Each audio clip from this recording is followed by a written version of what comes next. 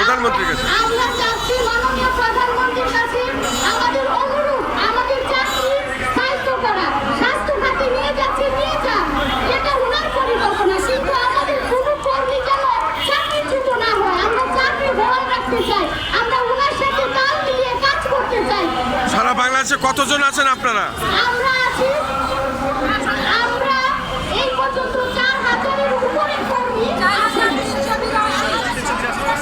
আমরা মাননীয় প্রধানমন্ত্রী, আপনার কাছে আমাদের অনুরোধ, আমরা কেউ চাকরি হারাতে চাই না মাননীয় প্রধানমন্ত্রী। শুধু দর্শক, এই urban primary health care services delivery প্রকল্প দ্বিতীয় পর্যায়ে আমরা তাদের সাথে কথা বললাম। মানববন্ধন শান্তিপূর্ণভাবে অবস্থান কর্মসূচি তারা জাতীয় প্রেস ক্লাবের সামনে করছে, আমি তাদের সাক্ষাৎ গ্রহণ করলাম। ধারাবাহিকভাবে এটা আমি প্রচার করে থাকি।